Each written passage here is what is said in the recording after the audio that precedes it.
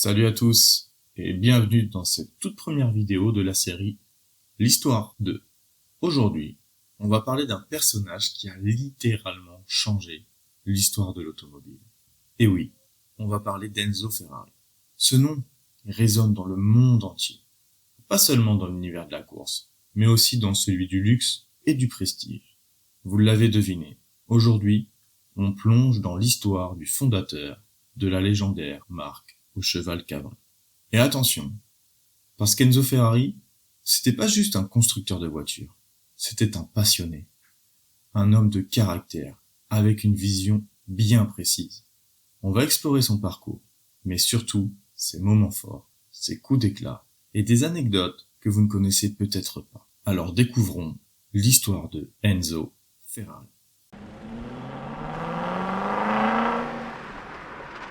Enzo Anselmo Ferrari, il est né en 1898 à Modène, en Italie. À première vue, rien ne prédestinait ce petit Italien à devenir une icône mondiale. Mais dès son plus jeune âge, il est fasciné par les voitures et la vitesse. Son père, il l'emmenait souvent voir des courses automobiles. Et là, bam, le gamin de 10 ans, il tombe amoureux du sport automobile. Mais la vie n'a pas été facile pour lui. À 18 ans, il perd son père et son frère à cause de la grippe espagnole. Et devinez quoi? Juste après, lui-même tombe gravement malade. On a failli ne jamais avoir Enzo Ferrari. Mais comme on dit, ce qui ne tue pas rend plus fort. Après la Seconde Guerre mondiale, Enzo est déterminé à poursuivre sa passion pour la course automobile. Et donc il postule chez Fiat, qui était déjà une grosse boîte à l'époque. Résultat, il le recale. Mais pas de panique, Enzo il se décourage pas. Il intègre finalement Alfa Romeo en 1920 comme pilote.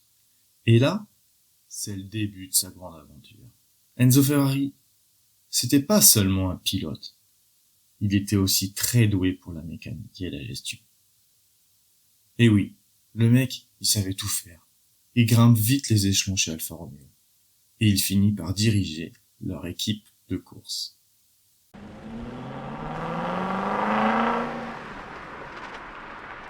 En 1939, Enzo, il décide de quitter Alfa Romeo. Mais attention, il y avait une clause de non-concurrence dans son contrat. Ça l'empêche de créer sa propre marque de voiture. Mais pas de problème pour Enzo.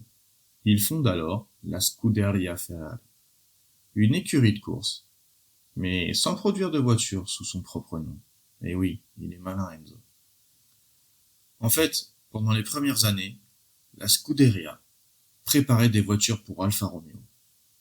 Et c'est seulement en 1947 que la première voiture Ferrari, la 125S, voit le jour. Une voiture équipée d'un moteur V12, rien que ça. Le célèbre logo du cheval cabré, il n'a pas été choisi au hasard. Enzo a reçu ce symbole de la part de la mère du pilote de chasse Francesco Baracca, un héros italien de la Première Guerre mondiale. Elle lui a dit que ce cheval portait chance à son fils, alors Enzo l'a adopté. Et voilà, le cheval cabré de Ferrari est né. Mais Enzo, il n'était pas du genre à vouloir simplement vendre des voitures pour l'argent. Son objectif premier, c'était la course, la compétition et la victoire. À l'époque, il disait « Les voitures sont vendues pour financer nos activités en compétition. » Ferrari, c'était avant tout une passion pour la performance sur circuit. Mais la vie d'Enzo Ferrari, elle n'était pas que de victoire et de succès. Il a aussi traversé des moments très sombres. Enzo, il n'a jamais regardé une course de Formule 1 en direct après 1956. Pourquoi? Parce que cette année-là, il perd son fils, Dino Ferrari, à seulement 24 ans, des suites d'une maladie musculaire dégénérative. Cet événement l'a marqué à vie. À partir de là, il se renferme et ne se rend plus jamais sur un circuit. Pourtant, la Scuderia Ferrari, son équipe, continuait de briller. Vous avez sûrement entendu parler de la fameuse rivalité entre Ford et Ferrari. En 1963, Henry Ford II propose de racheter Ferrari. Tout semble bien parti. Mais lors des négociations finales, Enzo y découvre une clause qui lui aurait fait perdre le contrôle de son équipe de course. Et là, coup de théâtre. Enzo claque la porte au nez de Ford. Henry Ford II, vexé, décide de se venger en construisant une voiture capable de battre Ferrari aux 24 heures du Mans. Et cette rivalité a culminé en 1966, quand Ford a écrasé Ferrari avec la fameuse GT40 aux 24 heures du Mans. Bon, et comme tout le monde le sait, Enzo était tellement perfectionniste qu'il refusait parfois de vendre certaines voitures à des clients, même très riches. S'il pensait qu'il n'était pas assez passionné par la course, ou s'il voulait juste un jouet de luxe. Il considérait ces voitures comme des œuvres d'art, pas des gadgets. Bon, et dans les années 50, Ferrari a été impliqué dans un drame.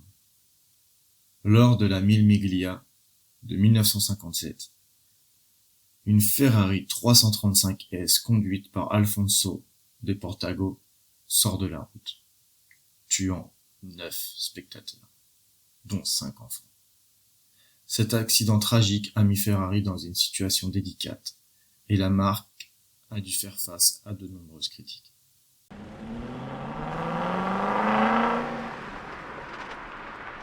Aujourd'hui, Ferrari est bien plus qu'une simple marque automobile. C'est une légende vivante. Enzo Ferrari est resté à la tête de son empire jusqu'à sa mort en 1988. À 90 ans, il a vu Ferrari devenir un symbole mondial de la performance, de prestige et de rêve. Sa vision, son obsession de la perfection et de la victoire ont fait de Ferrari une marque incomparable. Et même après sa mort, cette quête de l'excellence continue de définir l'entreprise. Aujourd'hui, les voitures Ferrari ne sont pas seulement présentes sur le circuit de course, mais aussi dans les garages des collectionneurs, dans les musées et même dans la pop culture.